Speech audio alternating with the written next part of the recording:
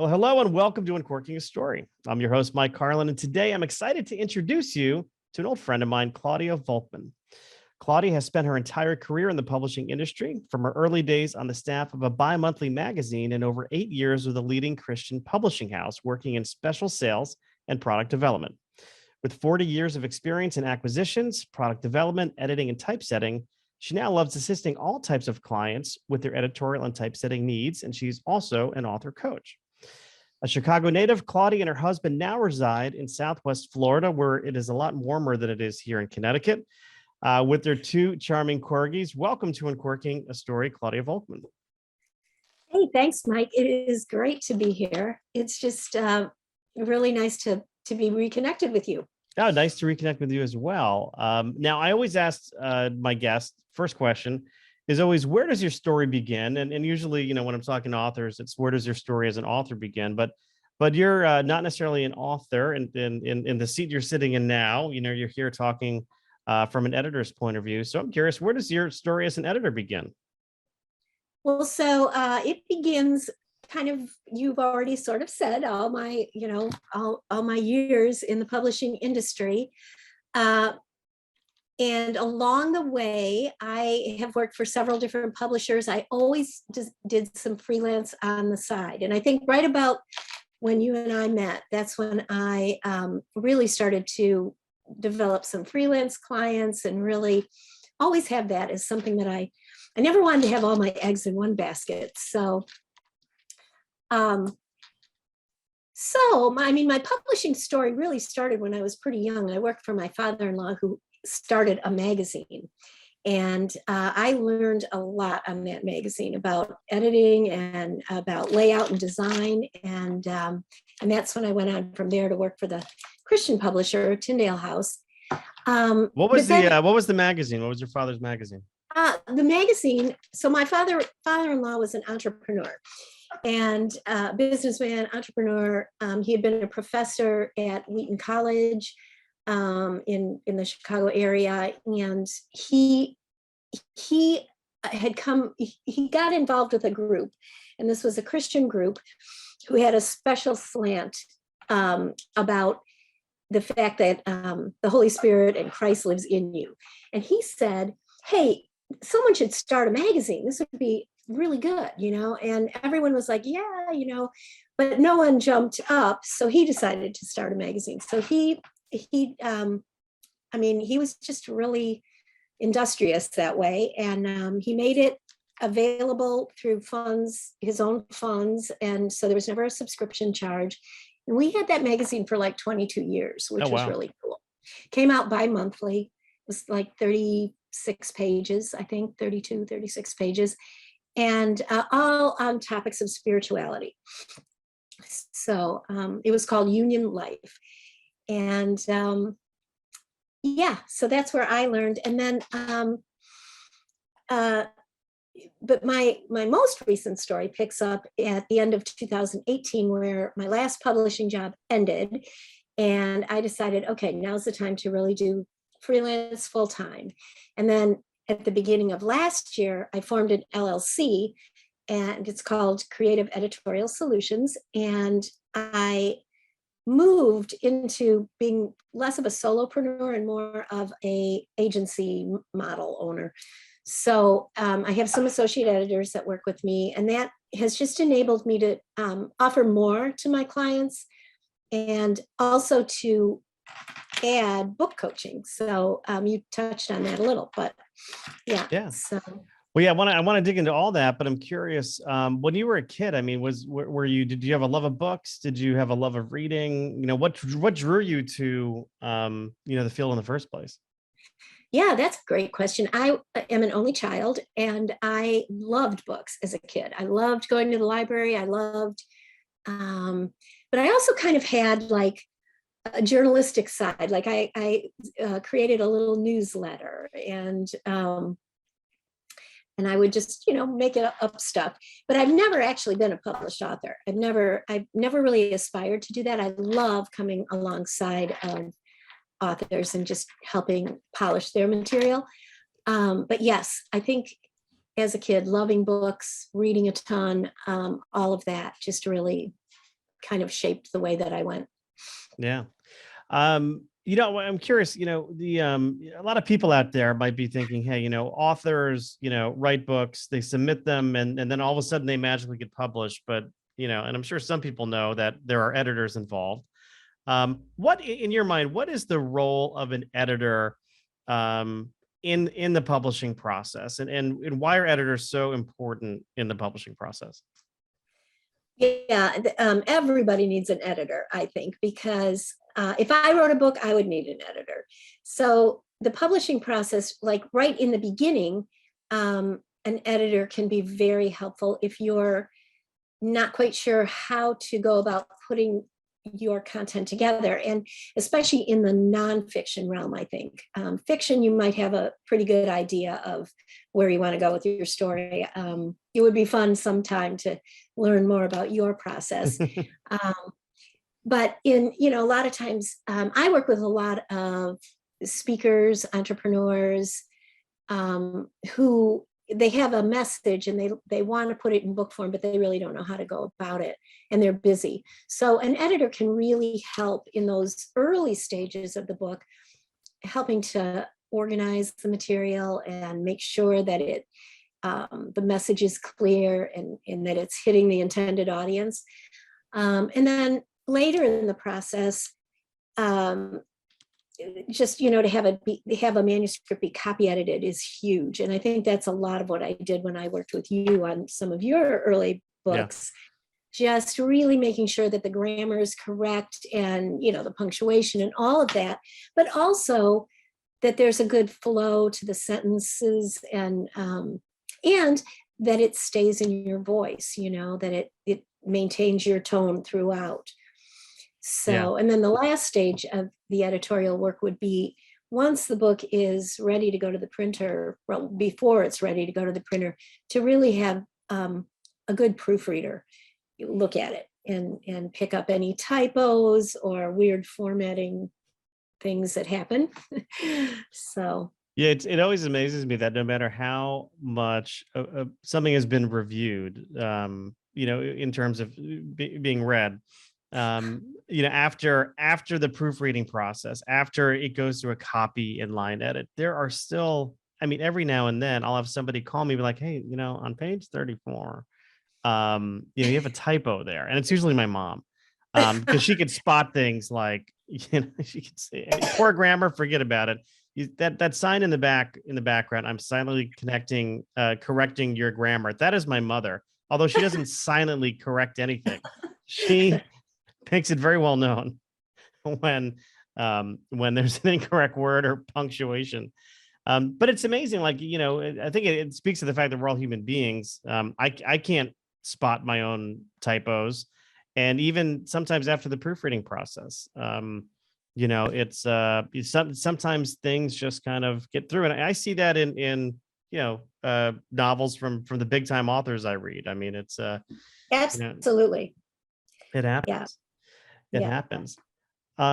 So, authors, in terms of advice for working with editors, what would you say? Well, in a perfect world, like, you would maybe work with an agent and your book might be picked up by Random House or whatever, HarperCollins, and then you would be assigned an editor. But especially these days, a lot of people are going the self-publishing route or working with hybrid publishers.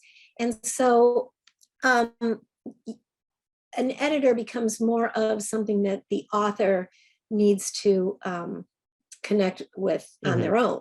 And so, I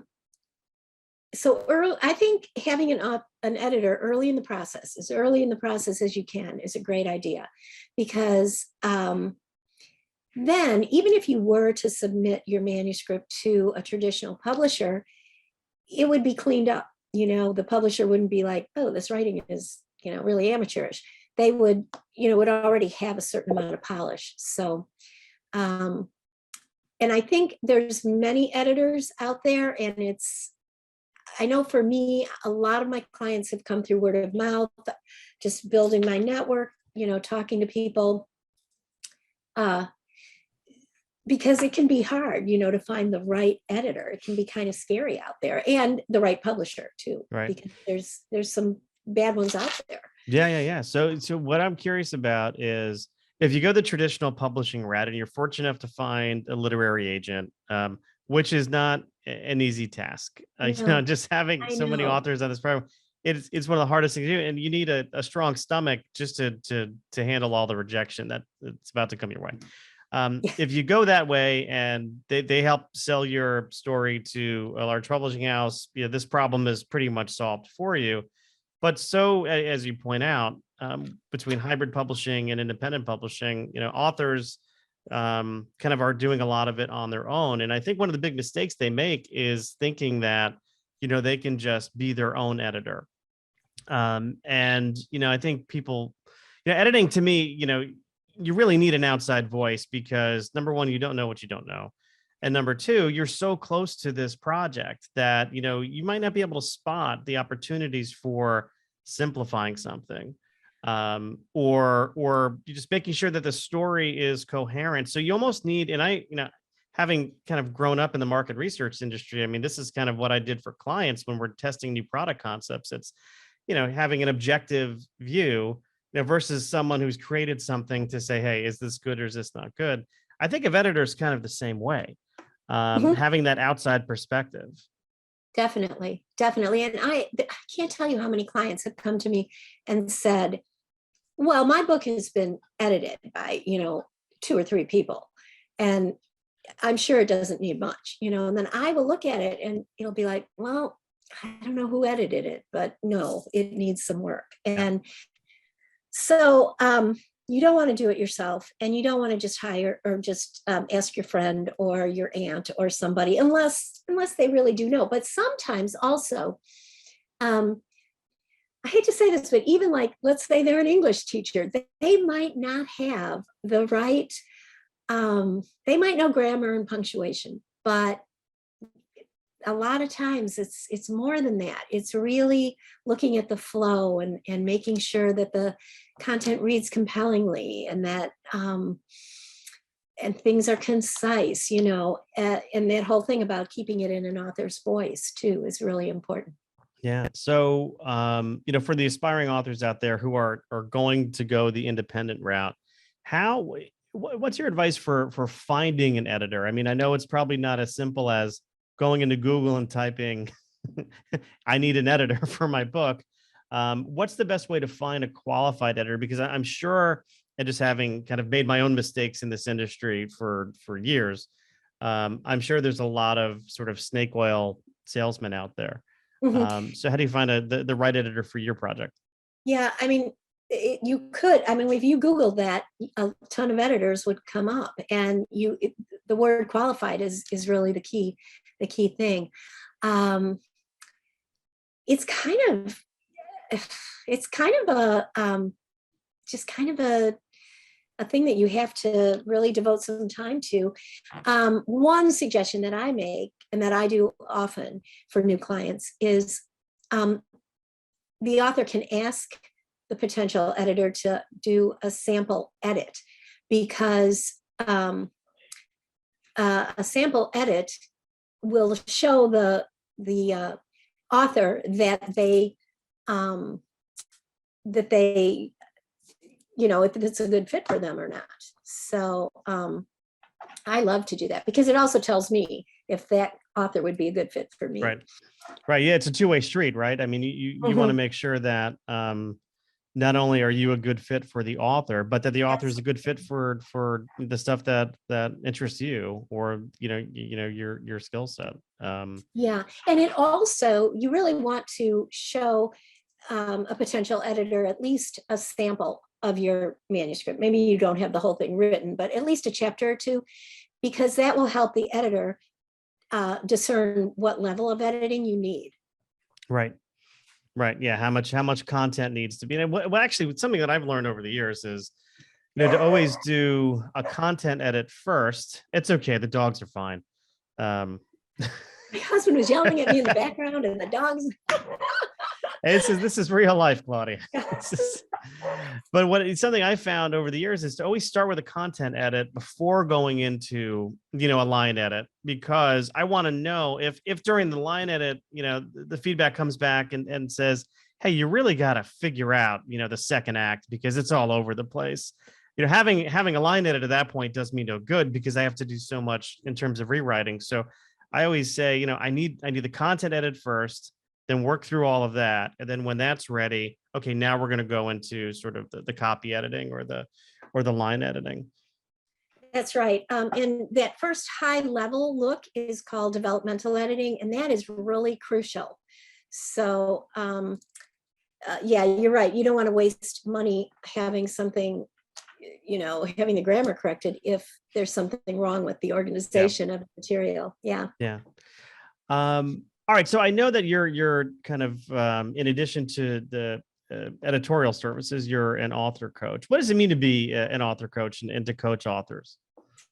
Well, for me, it is helping authors right at the beginning of the process. So a lot of times they know what they want to share, but their material isn't organized and they have no idea, what should they do next. So it's working with them, first of all, to really put together an outline and to make sure that the outline is, that it's a detailed outline so that they know, let's say, and it could change, but it's kind of the roadmap at the beginning of the process. So they could have maybe 10 chapters, and then I would work with them to decide what are each of those chapters going to cover, what's the premise of that chapter, and then once they have that, they can start working on the individual chapters. Right. So that's what the coaching entails. And then once it's kind of getting them to where they can write the first draft of their manuscript. Right. Now, are you primarily focusing on nonfiction authors at this point in time, or does this work for fiction as well? The coaching, I think, works best with the nonfiction title, authors that I've worked with. But fiction, I do a lot of fiction editing too, but that's more at the next stage, the line edit, the content in line edit. Yeah, I imagine. I mean, with independent publishing becoming more and more, I'd call it mainstream. Not that it wasn't mainstream, but I think it's more and more acceptable now. And entrepreneurs, wanting to use kind of publishing as a way to kind of launch a business or sort of establish credibility in a business or show that they're, a subject matter expert in something. The need for an author coach in nonfiction is probably, I mean, you're probably hitting it, kind of at the greatest time to hit it. Yeah, it seems to be that way. That's right. Because a lot of entrepreneurs and speakers, books are a nice calling card. It's kind of like their business card these days. It does give them credibility, and they can use it if they do speaking events or business retreats or whatever. Right. All right. So we've established that you're a fantastic editor and a coach, but I've got some questions for you. I got some hot seat questions for you. All right. So I'm going to ask that you just let your gut kind of decide the answer to these. Don't dwell on them too much. There's no wrong answers here. Here we go. So now put your editing hat on for a second. How do you feel when you're about to open a fresh manuscript from a new client? Oh, I love that feeling. I really love that feeling. Sometimes kind of like 3/4 of the way into it, you're like, it kind of gets a little bit, I don't know, but to open a fresh manuscript and just be able to start out with a new author like that is great. I feel excited. Yeah, when I asked this question of authors, I rephrased it a little bit, which is, how do you feel when you're looking at a blank page? But I often find that people say that they're excited about it. They're excited about the prospects of what's to come. Mm-hmm.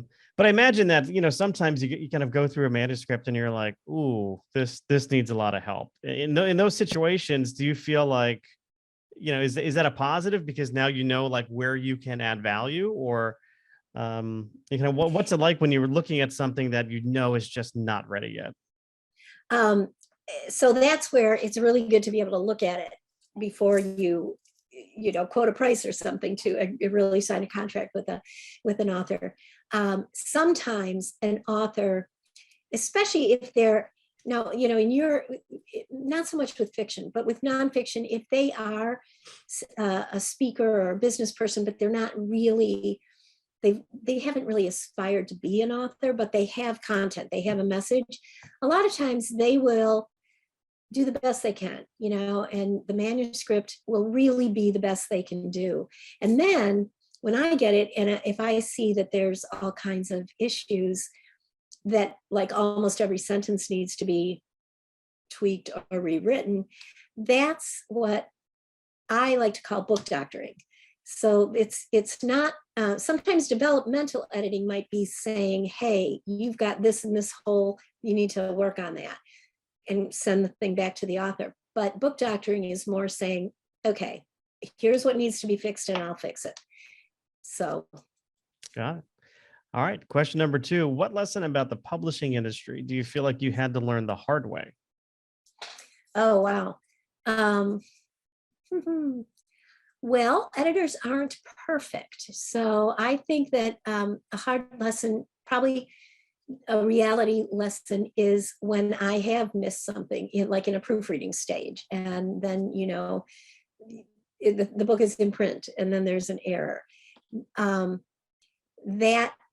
That's a tough lesson to learn, but then you just have to realize it's not about perfection. And I've had to learn to slow down a little bit. I can be kind of fast. Yeah. Too quick. Right. It's not about perfection, but just, make sure my mother's not reading that book that has a typo. Yes. What's the best piece of advice? Question number 3. What's the best piece of advice you could give to an aspiring author?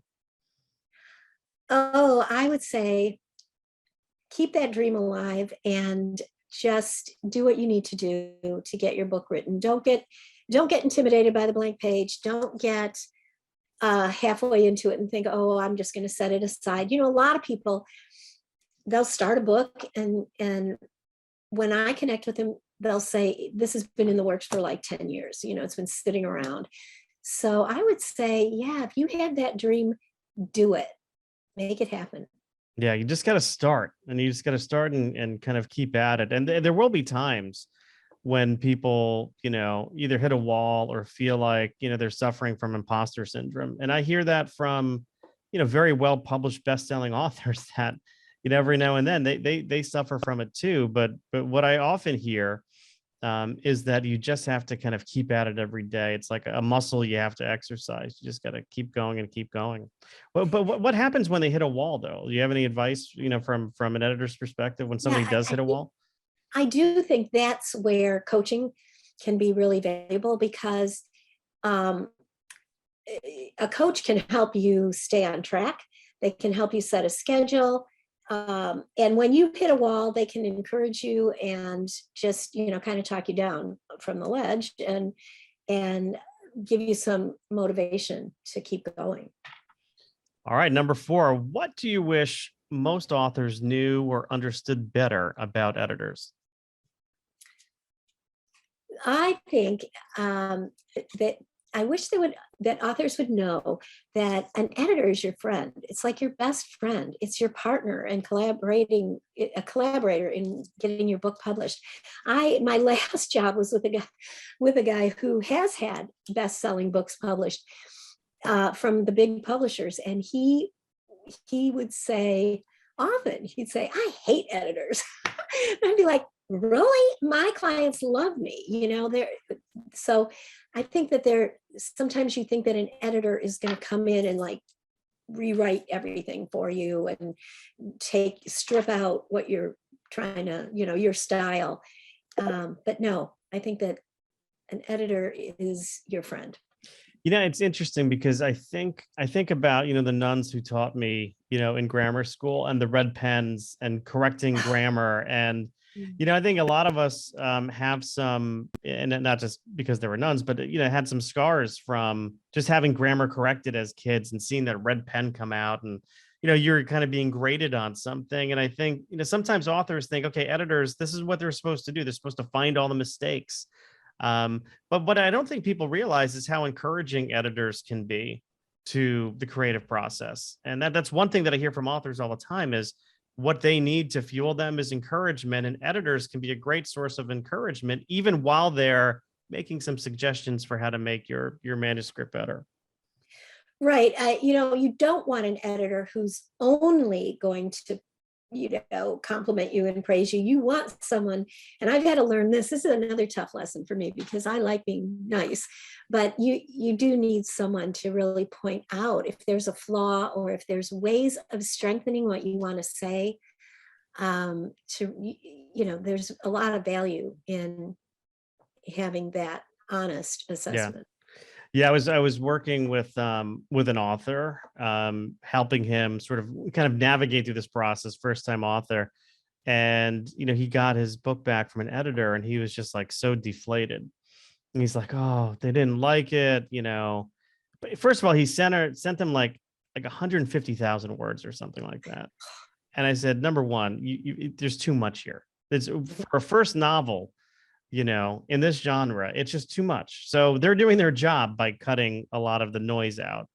But it is true. I mean, sometimes but he needed to hear it. That's the thing.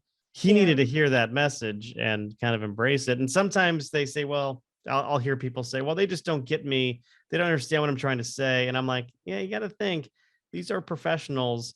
They know what the market's going to buy. They know what readers like. You as a first time author, might want to have a little bit more, I don't know if humility is the right word, but certainly, to be teachable and coachable. Teachable, that's a good way to put it. Teachable and coachable.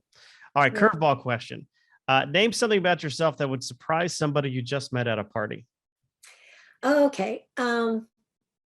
Well, it might surprise someone to know that I have my motorcycle license. Well, I'm shocked to know that. How long have you been riding motorcycles for? Well, let me think. Did I get this? I think it was right before I moved to Connecticut. So probably just the year before I met you, Mike. And my husband always had Harleys, and I don't know. One time I just decided I don't want to ride on the back of a Harley. I want to get my own.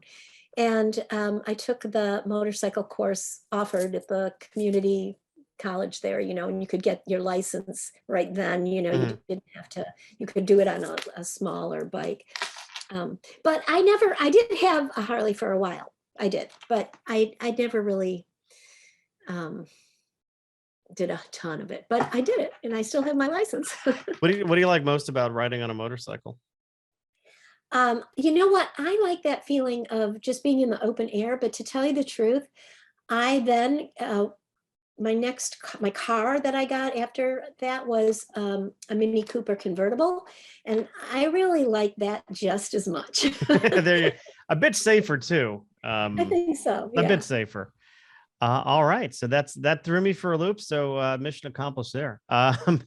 What's number 6? What's your favorite part of the editing process?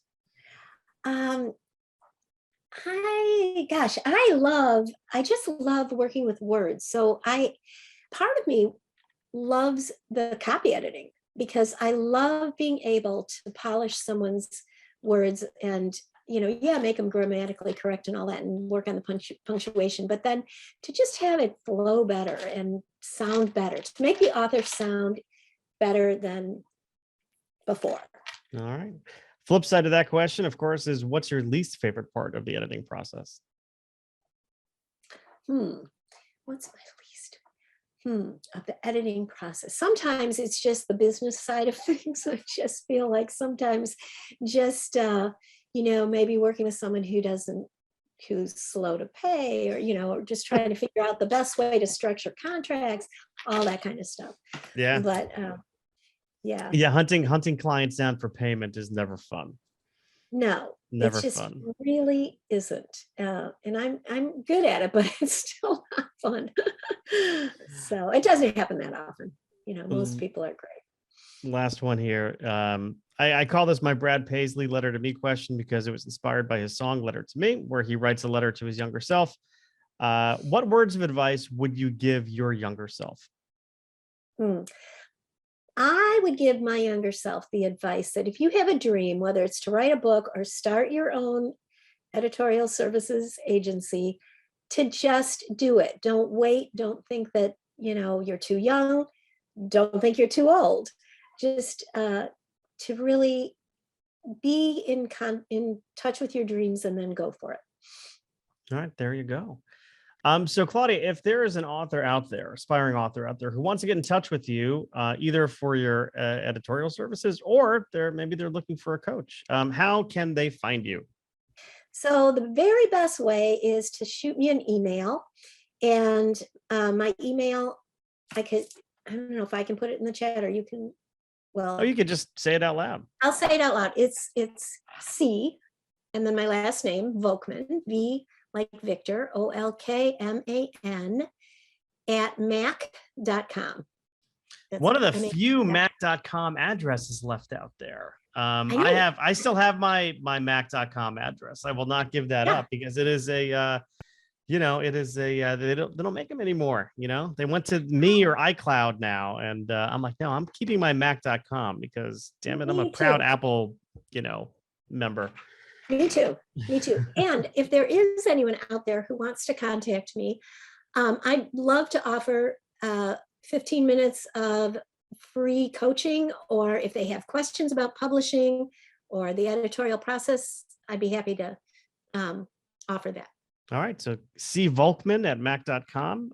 Take her up on that free 15 minutes of coaching. Do you have a website yet for the coaching business, or? I don't, and I need to do that. I need to do that this year. So yeah, I have managed it's just on my list of things to do for this year. So well, very good. Claudia, it was fun catching up and talking to you, and I wish you all the best. Absolutely. Thank you so much.